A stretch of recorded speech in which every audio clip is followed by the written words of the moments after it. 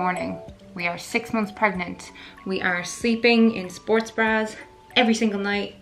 We are doing oily belly twice a day. I just call it oily belly time. I use any kind of body oil. This is coconut oil with lavender body butter. I'll link it below. Today I'm going to be filming a trimester 2 what I eat in a day video.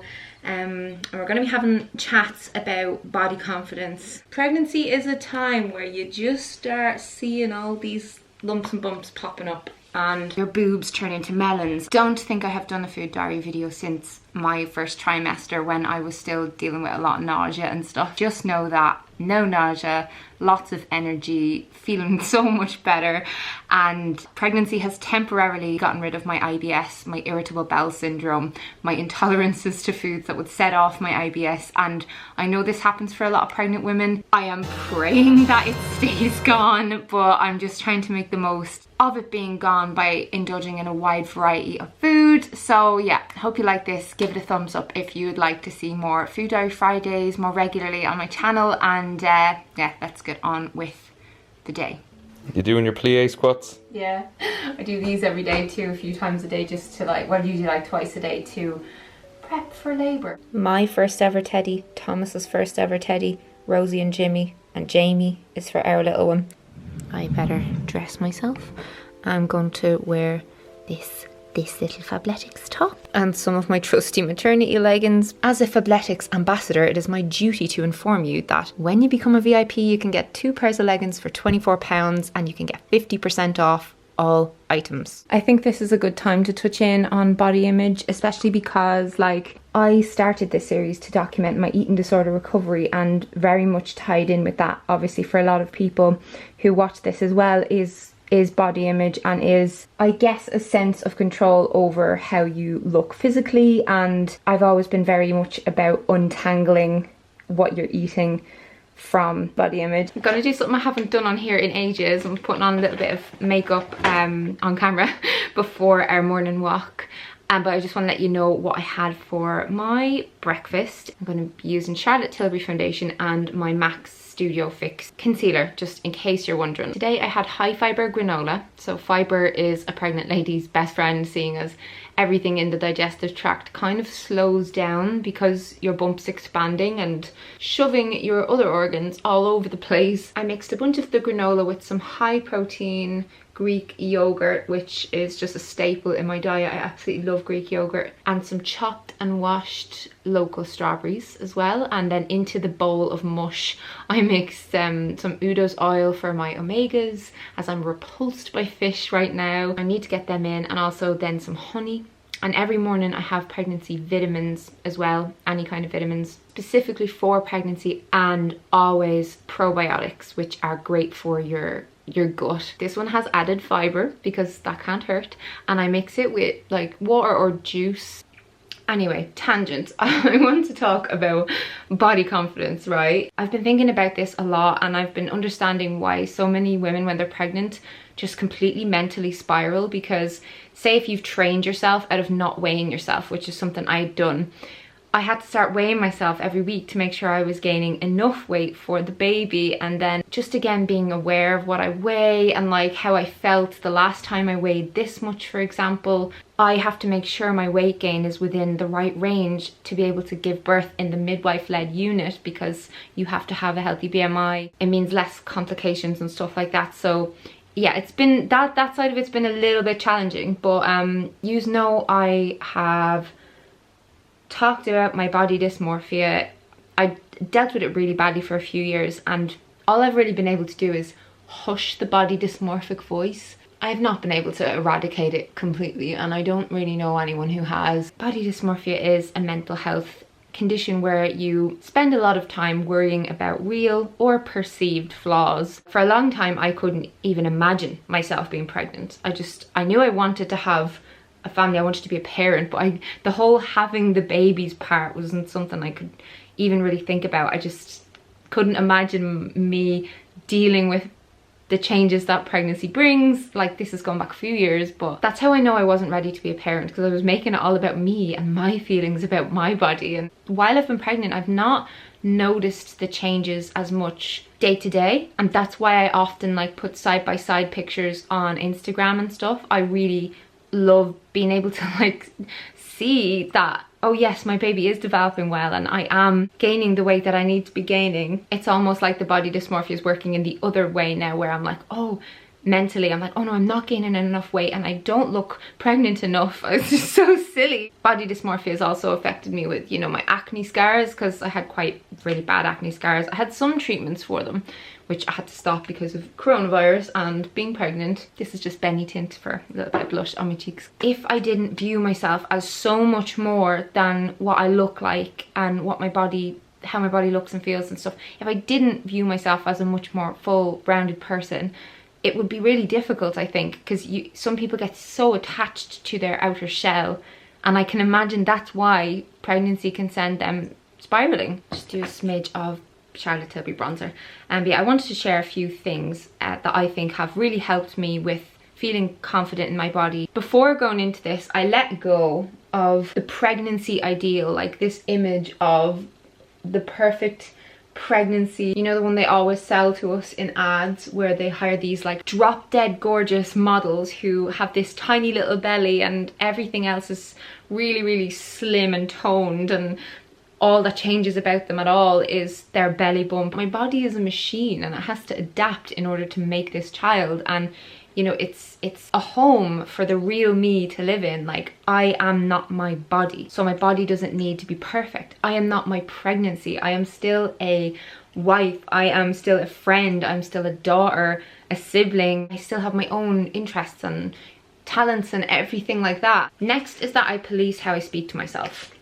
If a negative thought ever pops into my head about something physical, I immediately challenge it or replace it with like a positive thought. So we all have things that we do like positive self-talk, and then I squashed the like competitive voice in my head. Throughout most of this second trimester, I've used the mantra that my hormones are going to dictate how I look and how I feel, but it doesn't matter because I want this. I want this child so much. I'm going to love it so much. It is worth saying as well, another point, that like I'm just doing my brows. I'm using this Sigma one because my Benefit one is all gone and the shop isn't open yet. A big thing that really helped was before I got pregnant, I did make sure to get myself into really good shape. I think I was in the best shape of my life, like actual health wise and fitness wise. I was really strong, I was really fit, I had a really healthy muscle to fat ratio and stuff.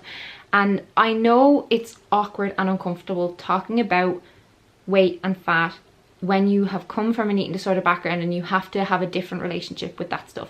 But when it comes to fertility and getting pregnant and all that kind of stuff, it matters both directions. Like, if you're too thin, if you're not eating, you'll really struggle to get pregnant and to have a healthy pregnancy, you know. So like any eating disorder, whether it be you're eating way too much, you're binge eating, or whether it be you're starving yourself, like those things negatively affect your body. It was recommended to me by many people to start off my pregnancy with a healthy BMI. So I gave myself lots of time to do that, obviously, and I think the reason this has helped is because I know now when I'm, you know, not pregnant anymore, that my body will have that muscle memory, and it's definitely helped me physically. I think I've had a very easy time of it, all things considered. I have definitely had some days where I felt like a blob. My best tip for those days is to focus on the bigger picture.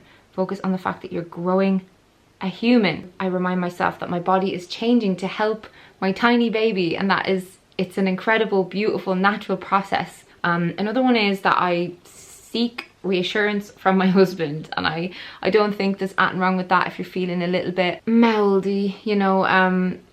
He just has a way of making me feel great about myself. I think a lot of people's partners do that for them. I'm going to use my Naked Urban Decay Cherry palette now, and I'm going to use the colour Feels, just this one, in my crease. A huge one for me is I don't hide my bump. I don't wear like my husband's clothes. I don't wear like big baggy tent clothes to try and conceal it, because it's there, and I don't care if it bothers people, like me wearing it with pride. I've had a couple of comments from people being like, Melanie, we don't need to keep seeing your bump, and I'm like, the bump is on my body. That's what I look like now. And if I put on big baggy clothes, I just feel gross. Having it all out there makes me feel so much better about myself, because I like the reassurance of, oh, it's gotten bigger or whatever from other people. And then that leads me to how important it is to invest in really good maternity clothes, maternity underwear, maternity activewear. Like, I am big into over the bump jeans, so the kinds of jeans that have like the bands built in, pretty bras and things like that that are also maternity, you know, so they don't have like wires and uncomfortable things like that, and they're all soft. My go-to things in this pregnancy have been like loose dresses and activewear.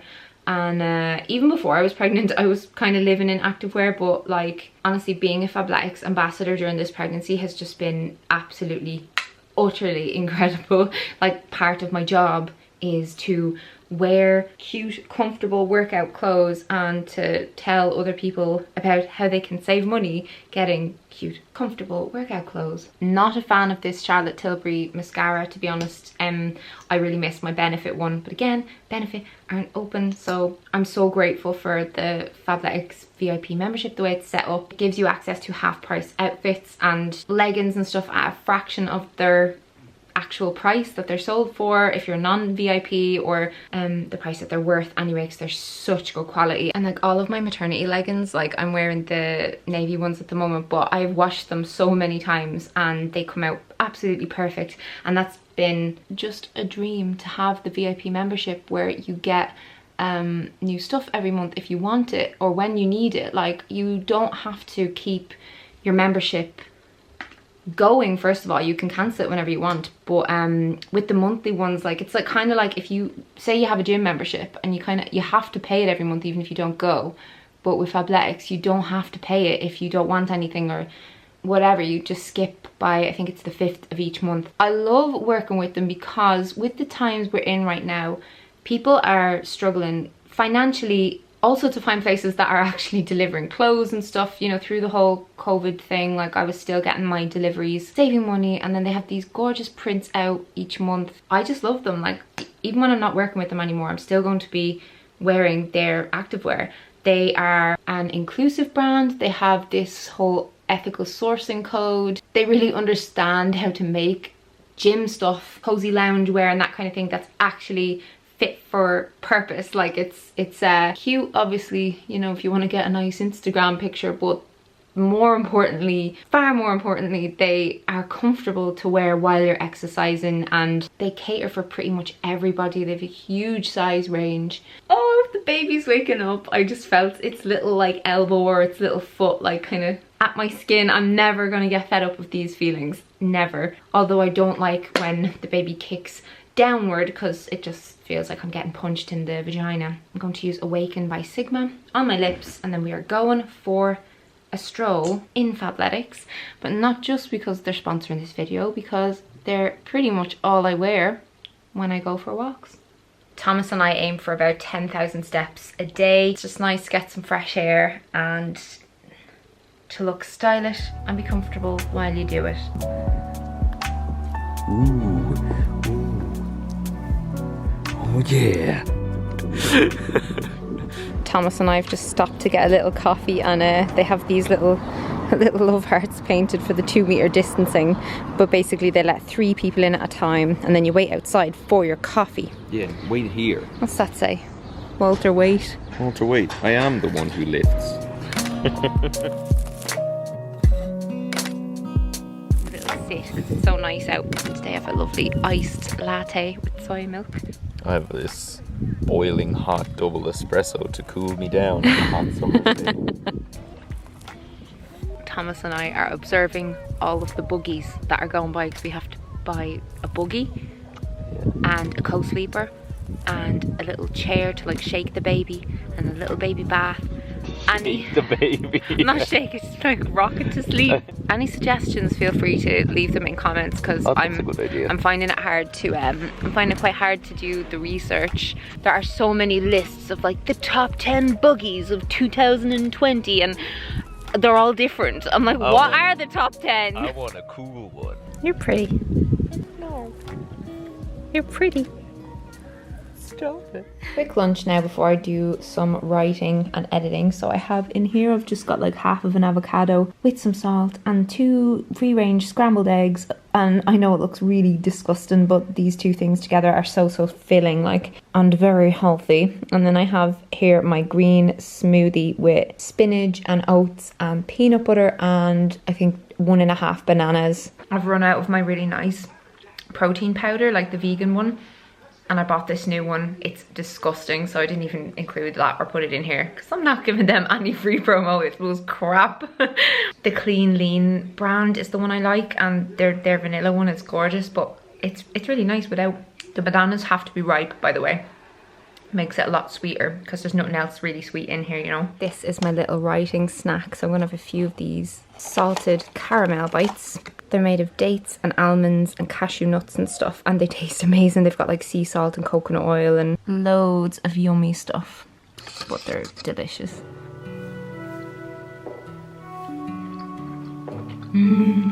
Thomas has come home from the gym bearing gifts. Just a little treat. Just a little surprise. Oh, Pringles for dipping. Yeah. And then cool lemon to cool you off on a hot summer's day. Can I have the 0 one? Yeah. My teats, I can't be having too much sugar, so I always pick 0s if I'm having a fizzy. Thanks, baby. The size of me. I'm boiling some water to make dinner, and this is, honestly, this is the nicest shop bought pasta I've ever had. It's from Tesco. Tesco Finest spinach, buffalo, ricotta and pine nuts.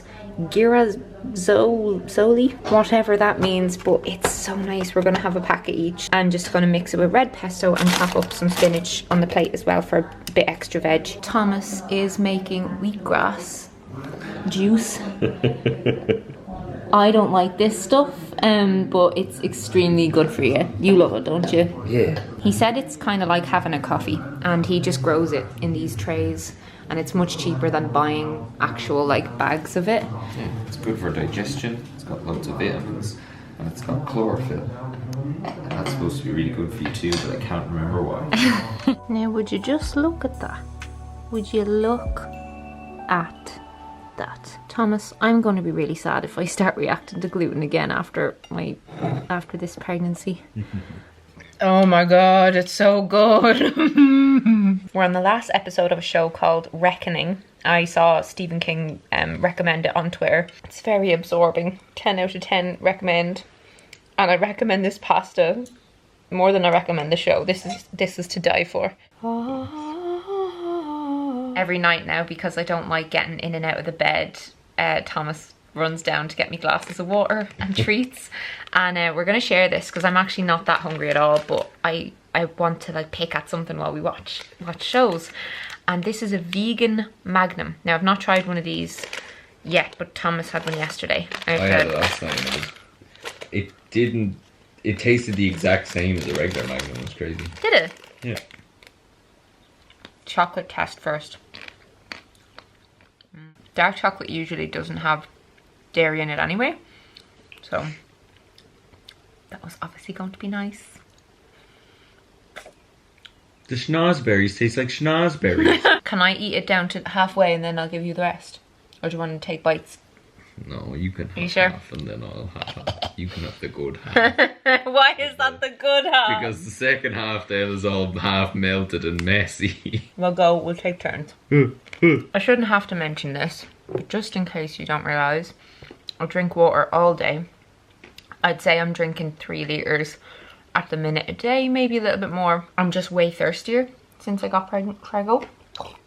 That's generally how I'm eating in trimester 2.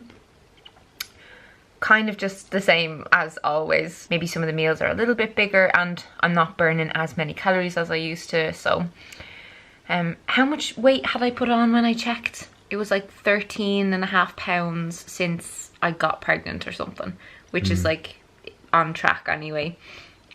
So I'm gaining like 1 pound a week at the minute. I don't need too many extra calories a day at the minute, but I do need that bit extra. So I just kind of listen to my body because I don't want to count calories. It's just not, we're not going there again, ever.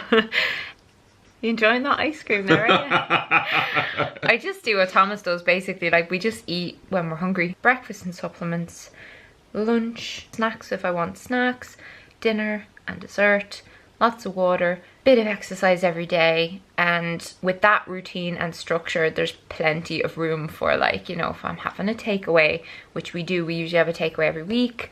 If I bake something or if we buy something nice, I'll have a bit of that. And I just try and make sure I get my 5 a day. What was my 5 a day today? I had strawberries. Juice does not count. Put bananas in your But smoothie. yeah, I had 1.5 bananas in the smoothie. I had spinach in the smoothie, half of an avocado, spinach with dinner. There was inside and outside the pasta. Ugh. It's just a guideline, right? So I try and stick to that. I try and just make sure I get in some stuff every day. I'm gonna go eat the rest of this Magnum. Oh, you're leaving me the shit bit, are you? Thanks, mister. You're just there in the corner like, I've been here the whole time just like, ooh, delicious. Let me know if you enjoyed this video, if you liked the series, and leave me a comment down below with what you ate today or yesterday. Tell me what kind of foods you've been liking lately, because I always get ideas when you leave comments like that. We're gonna go and watch a show. I'll see you again very, very soon. Farewell. Kiss. Blow a kiss. Fair winds.